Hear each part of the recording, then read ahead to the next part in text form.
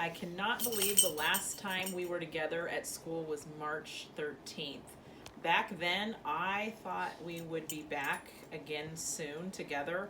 Um, I'm very sad we didn't get to return to school, and since then, a lot has happened. And I'm going to read this because I will forget some things today. You are living in a strange world these days. You're surviving a global pandemic as you sit here and listen to this. You are seeing people fight against racism in the streets that you live in. It's a scary time, and in many ways, more than anything, I wish we could return to Harrison Park and be together again. I cannot wait to return to school and see you all. Tonight I'm going to tell you a story that I wrote, so there won't be any pictures, and that's one of the reasons I'm going to read this. Once upon a time, there was a very large school on a very bumpy road. In the early morning, the school was quiet and peaceful. Every day, when the sun began to rise, people from all over the city began to arrive at the school.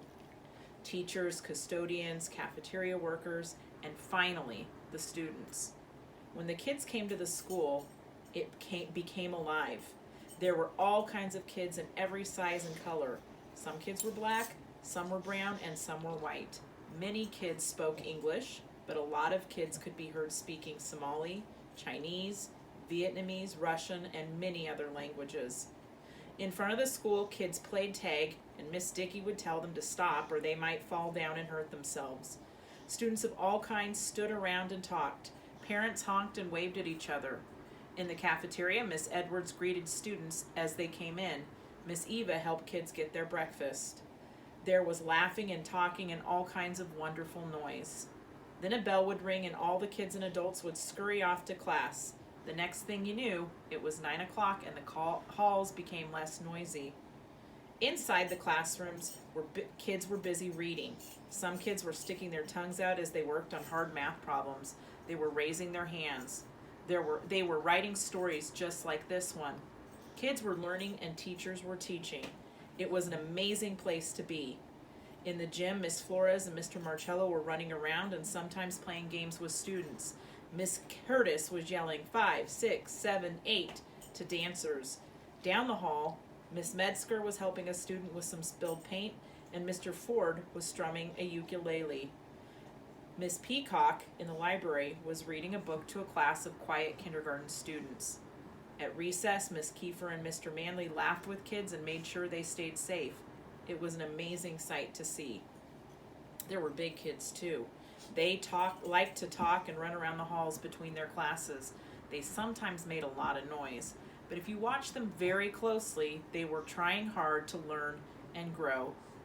Miss Moore reminded them of this every single day. Now the school is very quiet again. In the morning, kids do not come, and the school sits silent. There are still kids learning, but they are at home learning in a different way. Teachers are still teaching, but it is with a computer. All the people who were together in this building are still together, but it's different now. The school is still there, and one day, hopefully soon, the teachers and students will come again. The halls will be loud, there will be laughing and singing, there will be kids who need to be reminded to walk. The work will be hard. We will listen and hear all the different languages again.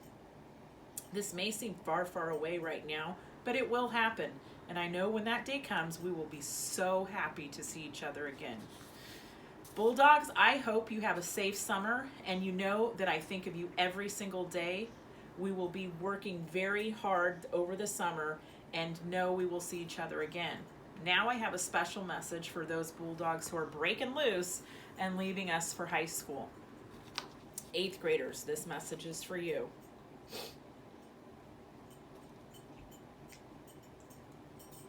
I wish I could do it in person. 8th grade was my favorite year to teach. You are young adults headed off to high school. Harrison Park is a small pond compared to where you are going to head next. High school is real. I hope you learned in the last year, especially over the last few months, how quickly things can change. And I hope you learned that in life, we cannot take anything for granted, that we have to seize each moment. Next year, you will begin your high school career. Every day counts. Do yourself a favor and start off on the right foot. Go to class every single day. Go to every single class.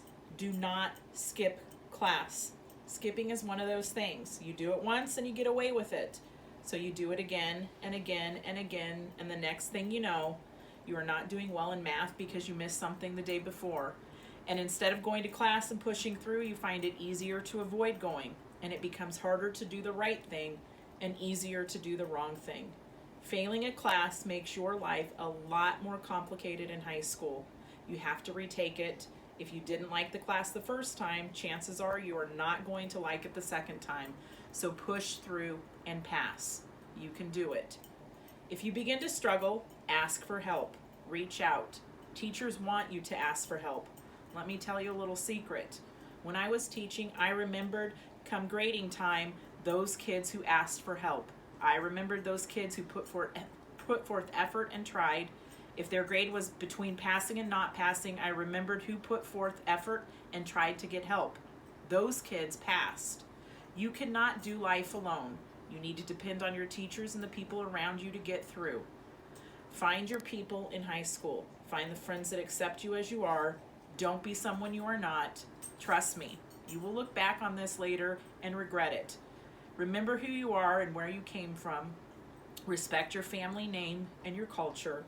Make your Harrison Park teachers proud.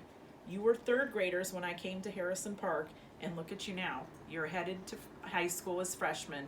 You are ready to leave. I wish we could have been together for the last few months, but I know you will do well and make us proud. Good night, Bulldogs.